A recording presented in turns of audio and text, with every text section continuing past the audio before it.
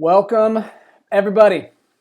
We are here. It is a gorgeous day in Charlotte, North Carolina. I hope it is beautiful where you are. I see all of you who are here. I see you all in the chat, and I'm so fired up at the response from the announcement that we made yesterday that we were going to be doing these 20 days of trainable behavior skills that unleash greatness as part of sort of me bringing some light, bringing some awareness and acknowledgement of what I'm really jacked up about, and that is this guide that I have put together, and my team and I, frankly, have put together because a lot of people contributed to this.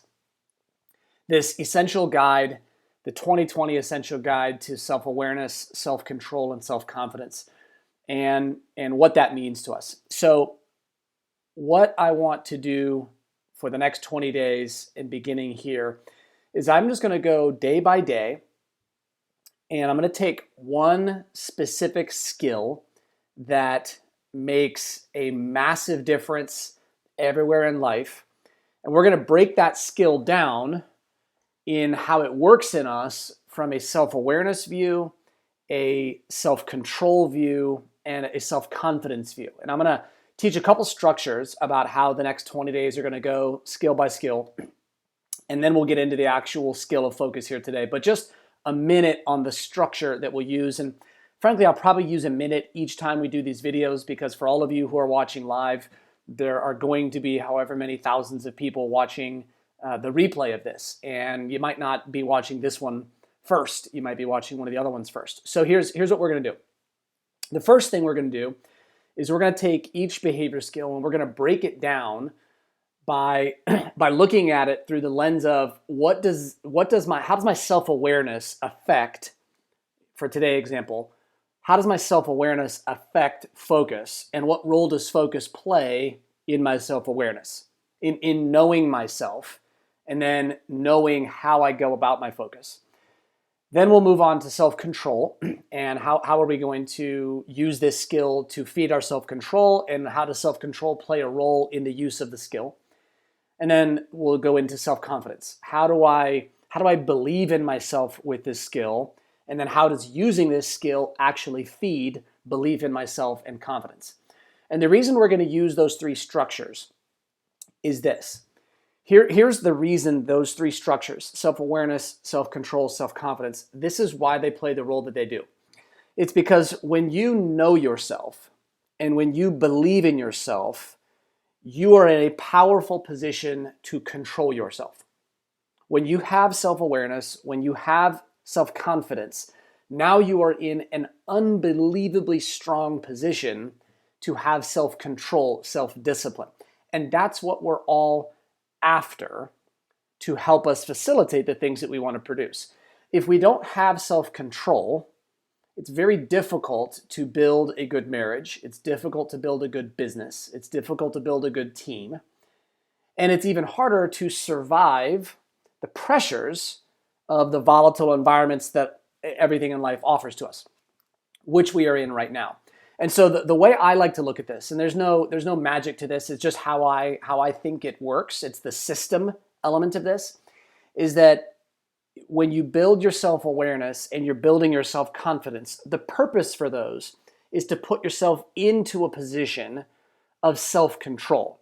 And what we're going to do is we're going to take it to one level below that, so that we're going to look at the specific skills. So for example, today, if you have self-awareness of your focus and you have self-confidence in your focus, now you are in a great position to have self-control over your focus.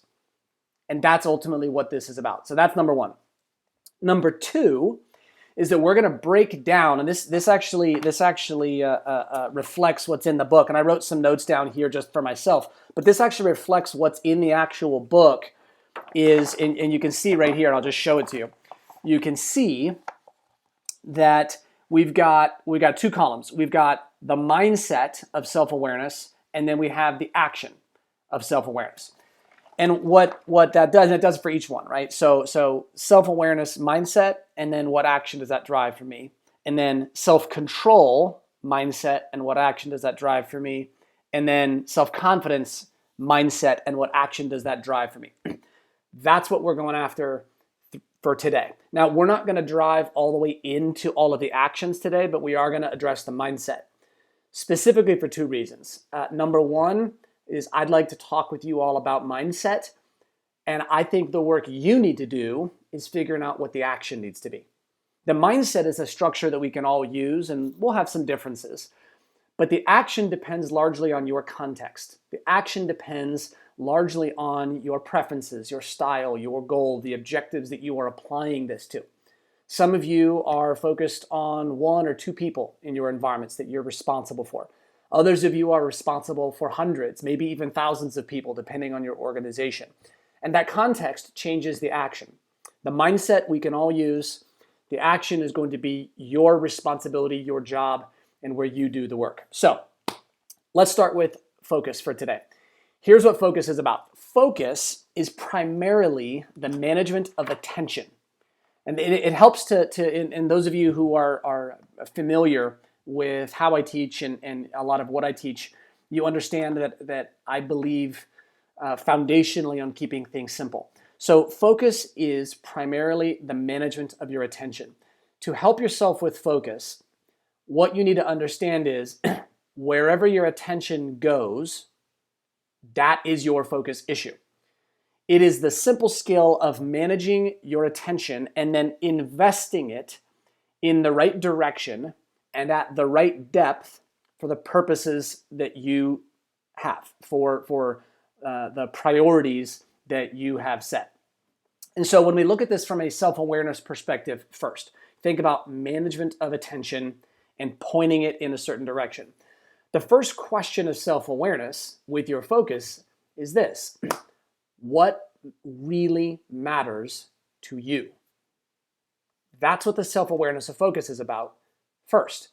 Because if you are self-aware of what really matters to you, now you know the direction, which moves you now into self-control and self-confidence. But self-awareness being first, knowing what's important to you, knowing what you're going to choose to make matter and what isn't going to matter is the starting point for being able to confidently and with discipline manage and control that focus. There are tons of things that don't matter, and you need to have self-awareness of that as well. Okay, so the first thing, what matters? That is a choice that you've got to make, and that's a mindset that a lens we need to bring out to the world. Second thing is there's stuff that doesn't matter. It's not that it doesn't matter, period. It's not passing judgment. It's making a decision about what matters to you. And then the third thing around self-awareness that I like to call people's attention to is having self-awareness. And people hear focus, and I think they tend to think narrow, like dial in like a laser right away. But focus is actually an adjustable framework. It's an adjustable system. Focus can be narrowed down, and focus can be expanded out. You know, what we typically call an expanded focus is perspective. And what we call a more narrow version, we tend to use the word focus for that. But focus technically is both, right? It's being able to expand out and expand in. And self-awareness is what tells you whether this is a time to dial in or expand and dial out. Okay, so a couple things about that from a mindset perspective on self-awareness. First, 99% of the stuff in the world is noise. From a mindset perspective, for you and for me, and the 99% will be different for all of us, but 99% of the stuff in the world is noise. Your self-awareness has got to be about how do you filter out and make decisions about the 1% message, the 1% things in your life worth focusing on that you get exposed to, and how to confidently keep the other 99% at least outside of the perspective or the lens that you are using. You can't stop the existence of it, but you can decide and choose on your filters, and that begins with self-awareness. That 99% noise is not just external, by the way. A lot of that stuff is internal. There is external noise, right? News, social, sometimes it can come from anywhere, right? Anything outside of you, and I'm going to list them. Anything outside of you is the external noise. But there's also internal noise, right? There are things inside of you, and this is going to become a skill that we talk about later on in emotions. But there's also all the stuff inside your head. And a lot of you, like a lot of us, get caught paying too careful and close and giving too much attention to the wrong kind of messages that are happening up here when we need to be blocking those things out. So here's just 4 useful frameworks from a self-awareness perspective about helping you make decisions from a mindset about how to separate between 99% noise and 1% message. And I'll just list these 4 for you. What's attractive versus what's meaningful. What's popular versus what's valuable. What's common versus what's successful. And what's loud versus what's insightful. Just 4 useful self-awareness questions, because the things that capture our attention are usually very good at convincing us they're valuable, but really a lot of times they're just popular. Or they're good at convincing us they're insightful, but really they're just loud and abrasive, and they trigger an emotional button that sucks our attention in, and we give it our focus. So that's just a useful framework for you. Second piece is controlling yourself, okay? Controlling yourself around focus is, and I mentioned this before, controlling your focus is moment to moment choosing the direction and the depth of your attention. And that's how I like to think of it. Self-control of focus is, and again, this is the discipline, the choice. It is controlling the direction of your attention and then the depth of it. Okay, so here's how I like to think of it. Direction is the information that you're looking at. It is the emotion you're paying attention to. It's the distractions that grab you. It is setting the direction for the people you're looking at, the words you're looking at, the attitudes you're observing, the actions that you're watching. Right. So it's things like people, information, emotion. It's the direction of where you are literally looking, listening, feeling. And then there's the depth, right? So once you know direction, which is the choice that you have to make, then it's what depth are you going to go in? Because you can point it at a certain direction, but keep it at a light enough depth where you're generally aware of it and you're choosing to have acknowledgement, but not get all sticky and involved in it, which a lot of things would qualify for that. So depth is things like what perspective you look at it from, or whether you're going to be more narrow about it, whether you're going to be wide in that view or narrow in that view, whether you're going to be inclusive of a lot of more things, or whether you're going to be exclusive in blocking the other views out. That's very much a focus issue. The context that you apply to, and then whether your focus is going to be fixed or whether it's going to be adaptable. Are you going to move and adjust the focus around, expand and contract, or are you going to fix it and lock it in so that you can pour all of your energy into a fixed focus for whatever period of time that you would need to, whether that's 5 minutes, 5 months, or 5 years? Okay, so that's a self-control issue. And then here's the last one around self-confidence, and then we'll stop for Q&A. Self-confidence is this. I think this is the biggest issue. This is the single biggest opportunity gain for everybody watching this and everybody that you are going to go teach this to. It's the self-confidence around focus. You can't pay attention to everything. You have to choose what to pay attention to and what not to pay attention to. There will always be more that you are not going to pay attention to than what you will pay attention to. And here's what I would like to feed into you. Choose the stuff that you want to pay attention to. Make it purposeful, make it meaningful, and don't worry about what you're not paying attention to. If you've made the choice to pay attention to purposeful things, then you don't need to worry about what you're not paying attention to.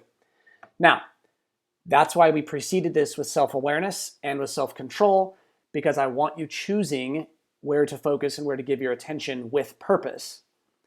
Once you're choosing with purpose, don't worry about the other stuff that you may not be seeing or what somebody tells you you should be paying attention. Don't worry about that. You serve yourself, you serve your priorities when you are dialing your attention in on the things you are choosing for the mission you are on, for the value you're trying to provide, for the people that you are responsible to. You will always have more you are not paying attention to than what you are. What matters is what's in your focus, not what's out of your focus. Now, with self-confidence, recognize you're not going to get this right all of the time. You can't possibly choose to pay attention to everything of value. So when you recognize that you did, in fact, miss something that did need to be in your focus, well, then you make your adjustment. But don't confuse that with constantly trying to worry or have anxiety or fear or FOMO of what you're not paying attention to that you need to. Replace that with total confidence in what you are paying attention to because you've chosen it with self-awareness and self-control. Be all dialed in on that, and let the natural course of life and feedback and consequences give you that feedback, I guess. Yeah, let you give you that feedback for when and where to make adjustments. You're not going to get everything right. There's just too much to pay attention to. And if you pay attention to everything, that's just as good as paying attention to nothing. So set your filters, have self-awareness of what matters to you, what doesn't matter to you, and whether you want narrow or wide. Set your self-control with direction and depth of your attention.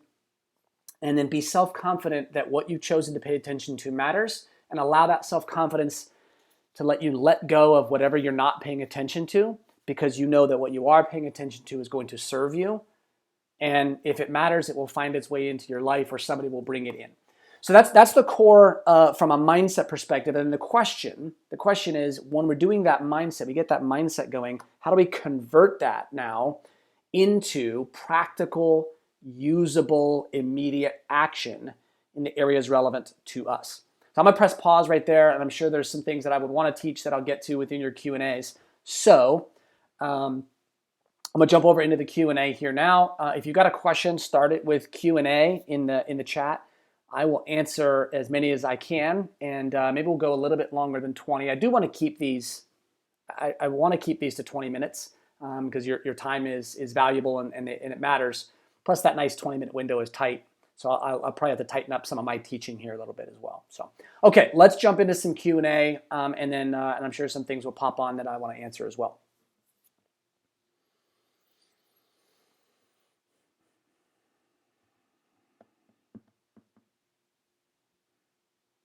All right, let's see. Yeah, repeat. Dave wants me to repeat the 4 things under Know Yourself. Yeah, the 4 things under Know Yourself. And I'll actually type them into the chat here as I'm doing this, right? Because I can do this live, right?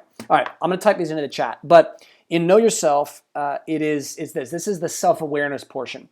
And the first one is this: attractive versus meaningful. Okay? And what that means is this: it's self-awareness of we're all attracted to different things, right?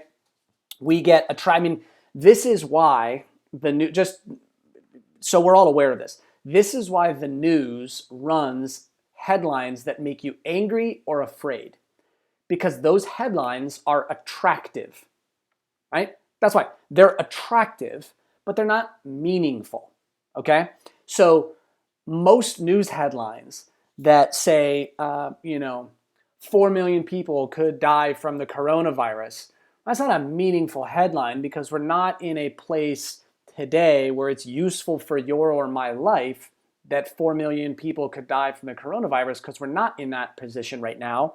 And if we were, it's still not something that I am directly, that's not meaningful for me. So for me to see that headline, it's attractive because it's scary, or it's attractive because it makes me angry because I feel like they're manipulating the facts, or again, whatever story would be going on in somebody's head.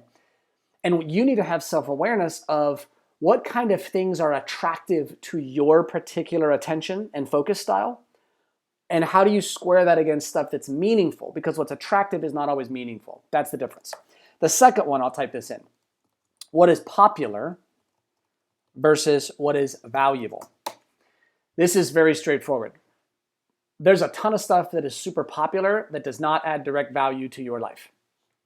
There's a ton of stuff. There's, in fact, very little relationship and almost no cause and effect between the most popular books and the most valuable books. Almost none whatsoever. In fact, there's almost an inverse. Most of the most popular books today are not the most valuable books that you could possibly buy. They're just the books that the most people know and like to talk about, and very few people actually execute. And so that's just a good, again, not because you can't follow what's popular, it's just the self-awareness of, is this a popular thing or a valuable thing? Just asking the question and answering it is useful for you. Next one, what's common versus what is successful? This one's really big for me if you've ever seen me teach the mountain of average, because if you look at the distribution of behavior, the most common behavior that you see in any people group is never the most successful behavior. It's just the most accepted behavior. It's very accepted. I'll give a personal example. When I got married, I had a lot of men tell me, hey, make sure you, when you get married, kind of pace yourself. Don't launch too fast in terms of holding a high standard, because then your wife is going to expect that for the entire marriage. You got to level set for over time. And it always confused me because I would hear men who were married say things like, oh, I got to check with my boss, or, oh, I gotta ask my wife for permission, or whatever. And it always irritated me when I would hear that. My wife would be irritated whenever she would hear that. She was even irritated at the suggestion that I would ask her that. And so the point is, just because that's a common thing that happens, and even if it's joking in a lot of marriages, that doesn't make it a successful thing. We just tend to associate things that we commonly see from other normal people as, oh, well, that must be something that's successful. Well, the truth of the matter is, the stuff that's the most successful is the least executed stuff. The rarest things are the most successful things. So if we're associating what's common with what is also successful, we're making a mistake. We need to recognize what is successful, and then we need to square that away against what's common and see where they overlap and where they don't. And that's what self-awareness does for us. And then the last one, what is loud versus insightful? For all of history, the loudest stuff gets the most attention, and loud is not necessarily pure volume, right? Loud can be any number of things. Loud can be the squeaky wheel. Loud can be frequency. Commercials are loud. Social media is loud. The volume of people talking about things is loud. The news is loud. And it's pervasive. That's probably the best word. Don't confuse pervasive with insightful. Just because it's constantly around you doesn't mean it carries much value, and doesn't mean it's particularly insightful. Just because somebody is constantly harping doesn't mean that they have valuable things to say. Just because somebody has a deep, strong, and intense emotional opinion, that doesn't make it any more or less right. So when you have self-awareness in yourself between these two things, now you can look at, all right, what for me, this is how I do it. For my own focus and attention, what do I tend to get attracted to? What kind of popular things do I get drawn to? What common things do I drift into? And what loud stuff do I tend to give attention to? And making sure that I'm never, or at least as little as possible, giving my attention to those things, as opposed to giving my attention to what's meaningful, valuable, successful, and insightful. And here's something that I'll jump on, and then a couple more questions. Something I want to jump on is this. Attention and focus, it is a fixed resource, meaning this. Whenever you decide to give attention to something, it has to come away from something else. And this is a self-awareness issue that then feeds self-control. If you're going to give attention to an hour of something, if you're going to give attention to what you don't like about somebody or something, if you're going to give attention to what the president tweeted, or if you're going to give attention to the decision that you think your boss should be making and why they're this, if you're going to give attention to how much your kid is frustrating and annoying because you're in the house all day with them, whatever things might pull our attention down, all of that is attention pulled away from something that is more useful and more valuable. So the self-awareness and then moving into self-control, it's so important because as soon as you choose what to give attention to, you're taking it away from something else. And that's why I want you to think about attractive or meaningful. If you're going to give attention to something because it's attractive, are you doing so at the expense of giving attention to something that's meaningful? That's a question worth asking. So it's just a good, helpful structure, okay? All right, listed those in the chat. Couple more things. Yes, Amy asked, how do you get this booklet? This booklet is for members of the Daily Discipline community who are paid subscribers. There's a monthly or an annual subscription that you can get. We're going to be doing something new and interesting in the community that I'm excited to announce. Not quite ready to announce it, but for all paying members of the Daily Discipline community, not only this booklet, but also the slides that go along with being able to present this. If you're in an environment where you'd like to present these things out, putting this in a package that you can present and teach to other people, those slides will be up in the community this week. And it'll be slides for all 20 of these skills, not just focus. So that's how you get it. You can become a member of the Daily Discipline community. The Daily Discipline email is free. And I've got, not ready to announce it, but doing something interesting with the community. We're going to open it up in a certain way, but these core resources and these guides are going to be for subscribers in the Daily Discipline community. A couple more questions, then we're going to wrap up here. I've touched on this before since we're on the topic of focus. How many books do I read at a time? How often do I devote to them? How often will I reread books? Cody,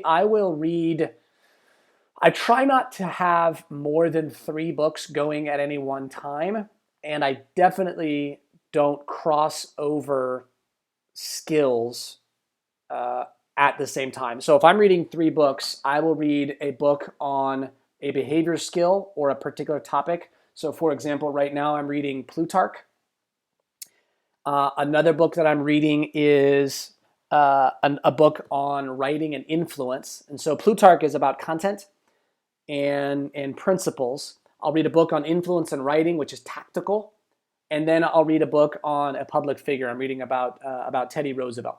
So I'll read 3 books, but what I don't do is I don't read on emotions and on on self-control at the exact same time, because now I've split my attention between 2 topics and I get a law of diminishing returns on both of them. So I devote my attention to one thing at a time, and I focus, because when I'm studying and reading, I want narrow, not wide. I'm going to let wide happen by the total content and volume of what I read stacked up over time. I will reread a book as many times as it is valuable, as much as I think there still is in those pages that I did not get the first time, or later in my life when I think my lens has changed from the first time that I read it, or I'm going to read it as a different version of me than the first time. That's how I go about it. Do I have a method for establishing focus areas? I don't particularly have a method for establishing focus areas other than setting my priorities. I reverse engineer. I look at the outcomes that I want, objectives I'm going after, reverse back to the things I would need to accomplish in order for that to happen, and I let my competitive mind and my mission and pursuit set my focus areas, and I'm pretty flexible in moving my focus areas over time and not getting too locked into those, because I personally value the flexibility of being able to choose my focus day to day and month to month and not be locked into one, because then I think I bring self-judgment in if I don't stay with it long enough. And so I keep my options flexible. because I also want to choose my focus based on what I want to point my interest to. That's just how my mind and emotion works. I have a wide array of interests, and I want the freedom to choose those day to day.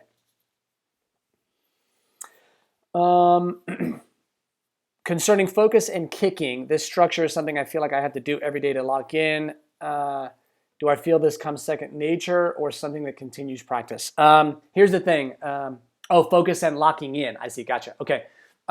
Stefan, it will never be second nature. The best advice I can give everyone, do not try to make something second nature and unthinking. That's a false pursuit. We're trying to make it easy, and that's just the wrong aim. Focus entirely on getting good at it. If you have to choose it every single day for the next 4 years, choose it every day for the next 4 years. It doesn't ever get easier or second nature. You just get better and faster at choosing it. Your machinery operates quicker. It's not because it's second nature. So yes, train yourself. And the reason I say that is because if this takes you 4 years to train it into yourself, start today. That's the shortest path if it's 4 years. Otherwise, you're going to end up 8 years from now and you never really did the work because you wanted it to be second nature faster, but now you're 8 years and it's taken you longer anyway. That's the best way to think of it. Paige, yes, you can share these 4 questions on your professional Twitter to help others, by all means. All right, last couple questions because we went a little longer than expected. John, Mr. Bindi, my top 10 books. I'd like to do that as well. All right, last question. How do I get the things that I think are important to be paying attention to aligned with what our coaches think that I should be paying attention to? Great. And I think I've got your question, and if not, shoot me a DM on a social platform and I can answer you more directly. How do I get the things I think are important to be paying attention to aligned with what our coaches think? Here's the thing. The first thing, John, if you've got coaches, depending on where you are, if you're the subordinate coach, right? If you're not the head coach, then your first thing is find out what's important to that coach and set that as the first priority, because that is the way that the structure in an organization works. Find out what their priorities are, align your priorities behind theirs. Second thing is then set your priorities, whatever they would be, ensuring that the fulfillment of your priorities advance the priorities of that leader, right? So it would look like this. If I worked for you, I would find out what's important to you, what your priorities are, what you think the important areas to pay attention to are. Understand those. Then I would find what mine are, and I would make sure that whatever mine were, by living those out and executing them, they made yours work. So that whenever you looked at me, because you don't care about what mine are per se, you care deeply about yours. And if yours are being fulfilled, then whatever I was doing was right on mission, and you trust my decision making. That's how I go about it. And if you're the head coach, then you just do the reverse, right? You say, all right, make crystal clear what your priorities are, what the important things to be paying attention to from your lens are. Make it really easy for your staff to understand those, choose those, and then let your staff have their own decision making about what they choose to focus on, as long as it fulfills what you need to focus on. That's the relationship between the two. All right, that's the time we have for today. We went about 13 minutes long. I am going to do a better job as we keep going. I do want to keep these to a tight 20 minutes for you so you know what to expect. I appreciate all of you who came in here today. And tomorrow, we are diving into the simple skill of time. Because time is not found, time is not created, time is not made, time is not lost. There's only one thing you do with time, and that's use it. And that's the simple skill that we're going to dial into tomorrow. See you guys then.